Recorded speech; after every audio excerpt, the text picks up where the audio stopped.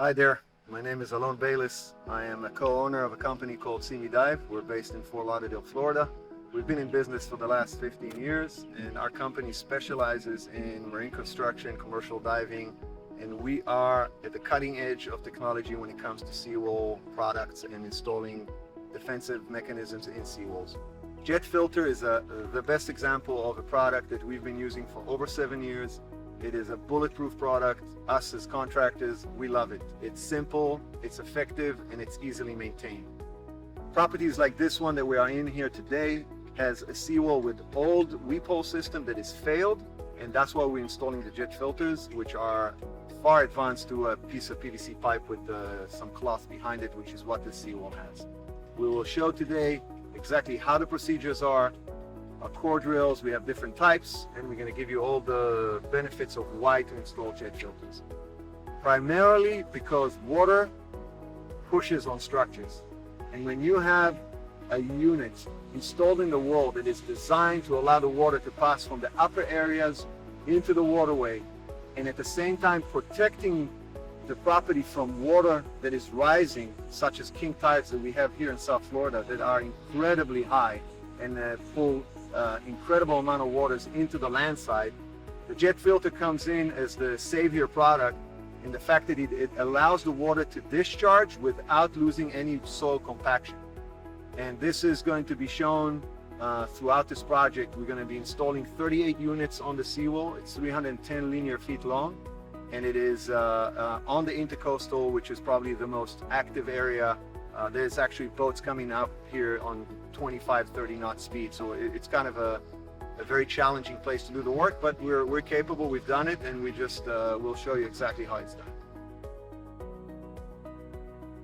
My experience through my life as a marine contractor and as a commercial diver is that water is your friend and water is your enemy.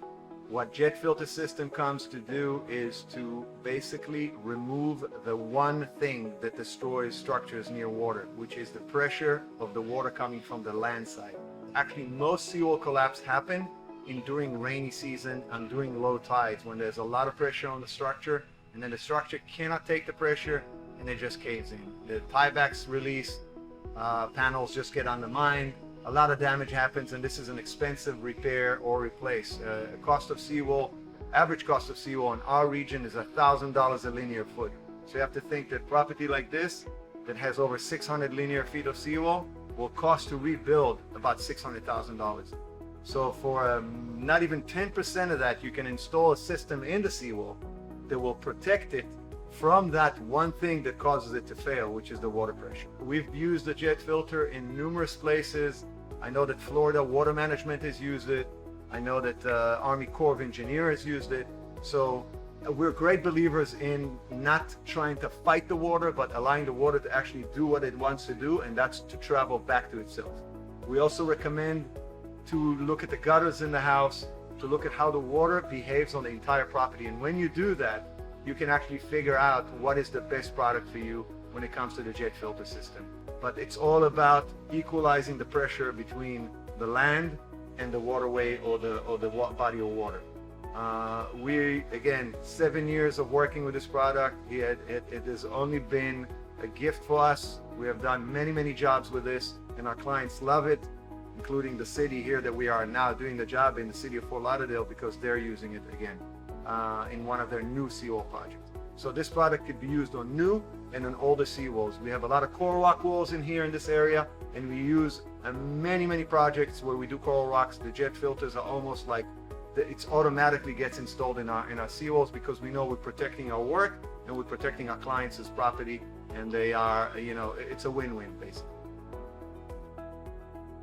Okay, wall surface prep. What are we talking about? Different seawalls will require a different prep for the jet filter system. This specific wall, we did a jet cleaning of the entire wall with a 5,000 psi pressure washer, which has an incredible blast on it, so the panels are clean. Sometimes if there's spalling, if there's areas that the panels broke a little bit, we will take a good hydraulic concrete, fair it, flatten it, and then core drill and mount the filter. Coral rock walls will require also hydraulic concrete. Vinyl, aluminum, and straight walls that have no fouling and are new, obviously no prep is required. Prep is important because you want to make sure the flange on the filter sits evenly on the surface and it's not going to allow water to leak from the outsides of the filter mount flange.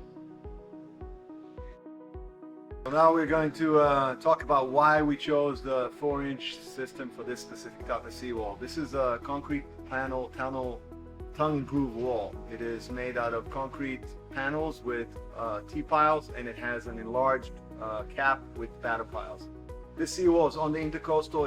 It is experiencing heavy boat traffic here. There's a lot of wake and a lot of impact on the seawall, which keeps the soil here very loose because the wall gets thudded continuously with the wake hitting the wall.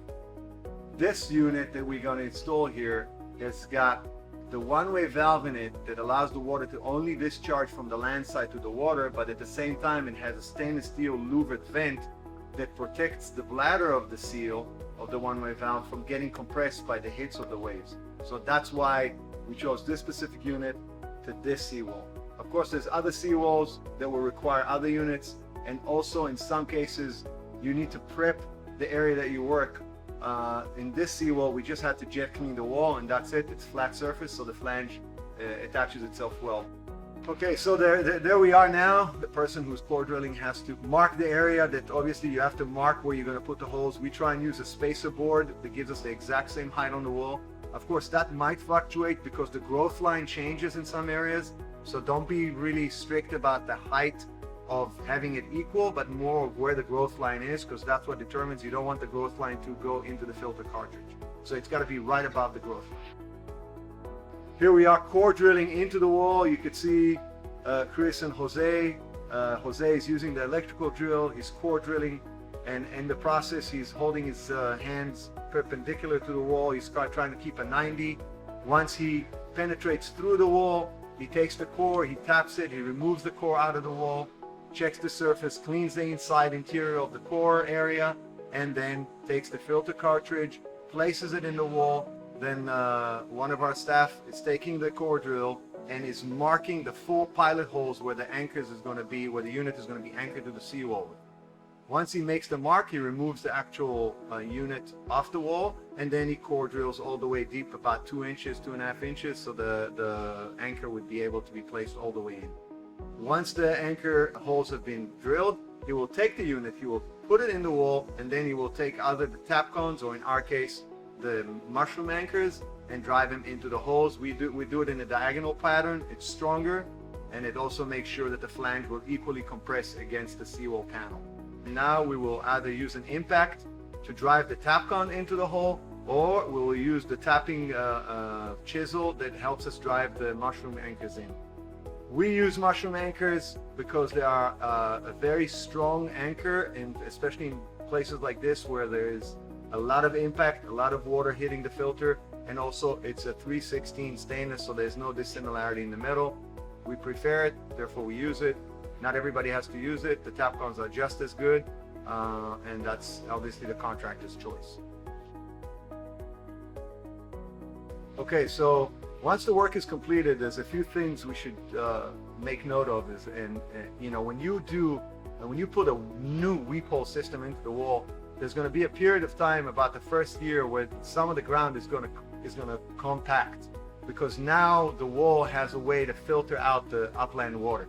So take into note that in some cases you're going to need to add some backfill. In some cases there's going to be some divoting of the ground, but that's very natural because the wall now is releasing its pressure through the point that you've chosen, and it is the optimal point for the hydrostatic release. So it's not unusual. In many cases it doesn't happen, especially in places where there's a lot of vegetations and bushes, just like we have on this property. There's a lot of bushes and hedges along the seawall. That is an excellent way to make sure the soil compaction stays solid near the seawall, and we recommend that highly to our clients.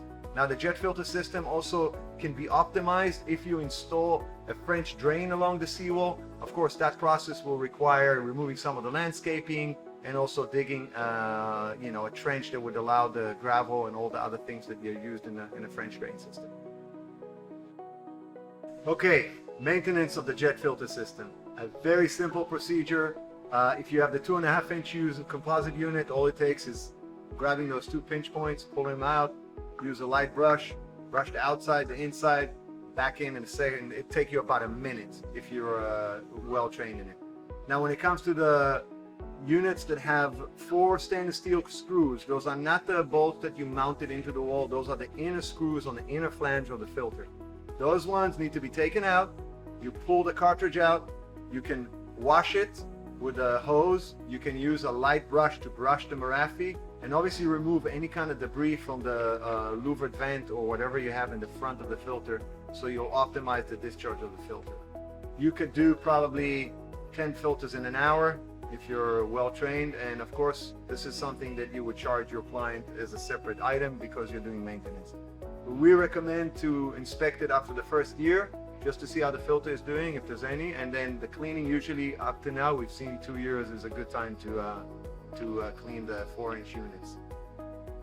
Again, we've done the core drilling, we've done restoration on the seawall, we've done all the T-pile, sealed it, and we also sealed the old weep holes that were misfunctioning. And we installed 38 of the stainless steel 4-inch units in the seawall by jet filters. Installation was easy and the work came out beautiful. And we are going to show you, we're going to take the boat for a ride and show you a full scope of the length of the seawall. Thank you very much for watching. It is a pleasure to work with this product, and if there's anything anybody would like to reach us, of course, you're welcome to do so. Thank you and have a wonderful day.